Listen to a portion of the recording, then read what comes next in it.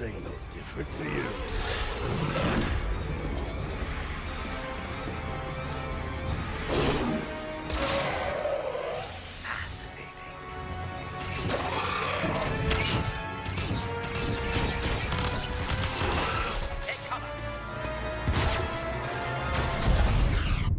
Holy motherfucking shirtballs, Batman. Move aside, Mandalorian, you're not taking the pedestal just yet. What a fucking episode. And I gotta tell you, it was perfect.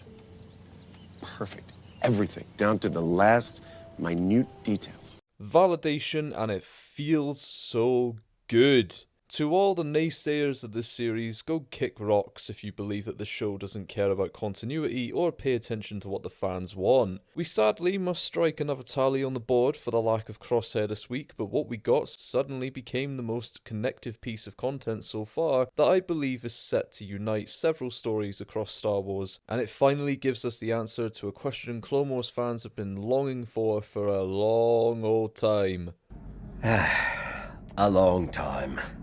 You got that right! This week's title is Metamorphosis, and if you're unaware, the word means to change form or nature and can pertain to something or someone. And this has a double meaning this week for both our long-awaited answer and the Batchers themselves.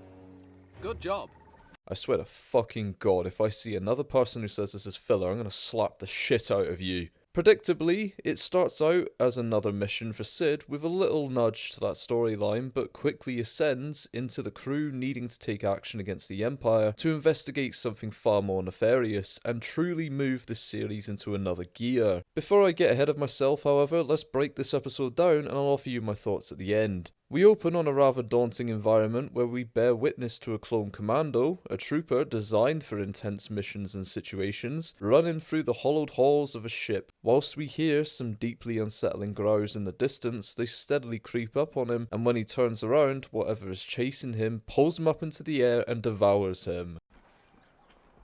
Fuck. Cut to Tantus, the location which we ended season 1 of the show on, where we are introduced to Dr. Royce Hemlock, who approaches Nala Se and confirms that they knew each other prior to this and begs for her to reconsider her allegiances and support their scientific efforts right now. As he searches for a means to try and get her to comply, we find out here that Lama Su didn't die on Kamino. He is in fact imprisoned. We move to the crew, who are discussing their grievances and uncertain futures with Sid, who is steadily growing impatient with them and says that they can take a larger cut than normal from this new job, where she's given them a mission to scavenge a new location. Tech suggests after the conversation with her that they do so as a means to part ways with her, though it was great to see that even Omega is pissed in this moment right now as well. Hunter confirms that she provided literally nothing to help them in this affair, to which Omega says how hard can it be to scavenge some cargo. You fool. The crew arrive on world and check out the ship, to which Tech separates from the rest to restore the power. Omega determines that the interior has a lab made from Kaminoan technology, and as they're hanging around, their investigation takes a dark turn. When they hear the growls of something around them, and as they look towards the roof, they see a tiny creature peeking his face out at them. That one looks hungry! Nah, it's just smiling at you. As they go to move away from it slowly, Omega kicks something, and as they turn around to check what it was and turn back, they find it is now on the floor with them, and it's revealed to be a peculiar looking larva state creature. They scare it off initially and find it consuming energy from the ship, and it's grown in size. What? What? What? What? As they all find it, Tech blows the side of the ship to try and kill it, but it sadly lets it loose on the nearby village. Hunter says that it's their responsibility as they allowed it to get out and it has to be stopped. Tech and Omega go back to recover the data on it to try and find a means to subdue it, while Hunter and Wrecker go to cut it off. Not before Tech confirms that it ate the crew, so rest in peace to that commando, and scares the shit out of Omega. Hunter and Wrecker chase it to the nearby power grid just outside the village, where it starts consuming energy. While Omega confirms that Nala Se and the other Kaminoans were working on outside projects during the Clone War, Tech determines exactly what the creature is. Cut to the power grid, where it's revealed that it's doubled in size, and it's a fucking Zillo beast.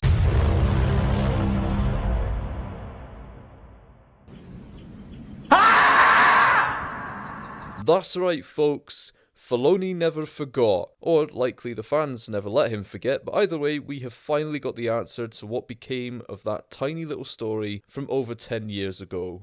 That'll do, Donkey. That'll do. Hunter and Wrecker try to distract it when the Empire arrives to intercept them, whilst a couple of bombers take out the former transport that the Beast was on. Tech and Omega make a run back to the Marauder and the crew manage to get out of there. As this all transpires, the Empire were more than prepared for this and used the same method of subduing the Zillo Beast as they did in the Clone Wars, with concentrated energy beams designed to overwhelm it. Then the Commandos, led by Scorch, look, it's confirmed right here, take the villagers with them, and they take the Beast back as well. Tech confirms that the Beast was cloned prior to now and before Palpatine became the Emperor, and that the Empire now possessed the cloning technologies. This certainly weighs down on the mind of Hunter, who says to send the data to Echo and Rex, possibly setting up a return for them in this season before it closes out. Closing on the Empire, however, we see that they have sealed the Beast in stasis and take it back to Tantis, where they have locked it inside the mountain, and Lama Su arrives, informing Hemlock that the way to get through to Nala Se is to capture Omega. Hot diggity, that felt good. This episode hit all the sweet spots that you could want from a show like this. I thoroughly enjoyed this one, and I hope that everyone else did too. It was a deeply informative viewing experience and provided a lot of setup for the remainder of the season, which will hopefully receive a substantial payoff in the case of the Batchers, and gives us a firm start point now for everything that we'll explore later in The Mandalorian and The Rise of Skywalker. So, to offer up my thoughts coherently, I'm going to run through this by level of importance, starting with the returning Zillo Beast. I am overjoyed that that tiny two-parter receives such a huge callback here, and ties the two shows even closer together, but more importantly, it sets up the future for what we'll see with Snoke and the Emperor. I won't sit for 1 second and say that I love what they did with Snoke or Palps, but to provide a deeper meaning to it and have it stem from an earlier story that people actually enjoyed should create a more holistic understanding by the end, and hopefully soften the blow for anyone watching the Star Wars chronologically in the future. The Zillo was one of the greatest mysteries to come out of the Clone Wars series, and after its cancellation, and seeing how many stories were left on the cutting room floor, it became clear that the Beast never factored into any of it, and it became unlikely that we'd ever get a follow-up, but Filoni and co. strike again, to see how the Kaminoans have improved on the original weaknesses of the Beast, and the way that it develops was, as Tech puts it, fascinating. To see it consume energy to grow at such an accelerated rate must be part of the modification, and quite frankly, it's fucking terrifying. We never see it consume anything of the sorts in the Clone Wars, otherwise that would have been impossible to contend with, and whether that's down to it already being developed is another question entirely, but I'm excited to see what they continue to do with this story, now that we have had a little more behind it. The Beast's weakness in the war was the gas on Malastare, and the only way to subdue it was with the concentrated energy beams, so I'm grateful to see that they stuck with that element, at least for the lore of the creature. Moving on, the returning Nala Se and Lama Su, the latter of which is a part of the story I didn't expect any continuation from, and didn't seem relevant at the time when Season 1 came to a close. But with the inclusion of the Zillo Beast, all of this is so much more intriguing. Nala has a fighting spirit in her, and it's cool to see that, especially as we enter the clone uprising. But a little jarring when you consider that she played a part in killing Fives and trying to cover up the Order 66 program. So I think I need a little more time to see what they're going to do with her character before making a firm assessment as to whether I liked her. Lama Su being revealed to be alive was quite the reveal indeed, when I was under the impression he was actually killed in Season 1. The ambiguous feeling around this feels a little unnecessary, as you could have just told us outright whether he survived or not, but it keeps with the old phrase that states if you don't see it happen on screen then it didn't happen.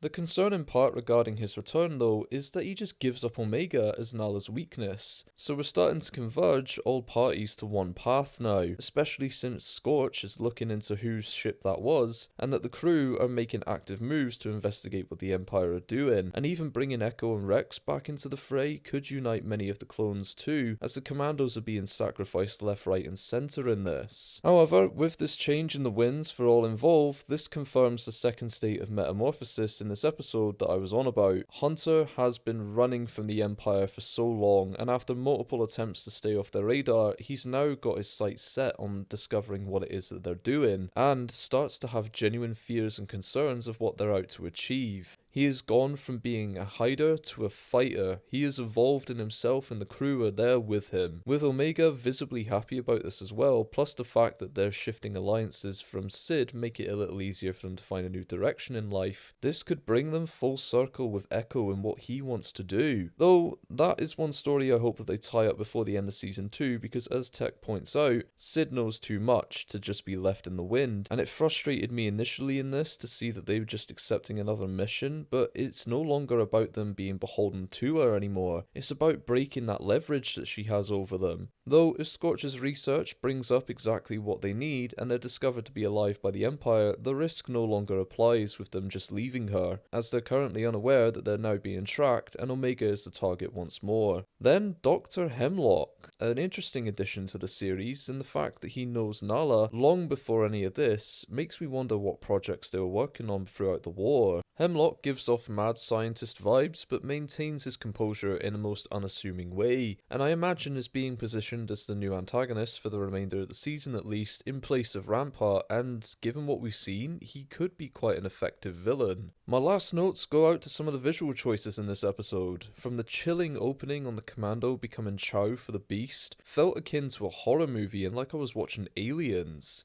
Tech's sight through the goggles was a great way to add tension as it limits what you can see as well. Then the musical motifs working in tandem with this added to the heavy atmosphere and generated an uncomfortable situation to watch. The presentation of the Beast looked incredible as well, with the rather unsettling addition of it in its infancy, and then watching it develop until we grew to understand what it would become was an excellent insight to how they mature. Everything clicked into place with this episode, with a lot of more questions coming out the back of it, but a lot of answers were provided as well, and provides a lot to consider for the future, including the consequences that will come about for our crew, and for once we can say that the stakes have never been higher. That's all I've got for this week though, everybody. Thank you for tuning into this review. If you like this, bump the thumbs up, hit the subscribe as I'll be covering The Mandalorian Season 3 as well, and follow along for the rest of Season 2 of The Bad Batch. Until then though, everybody, take care, and may the Force be with you.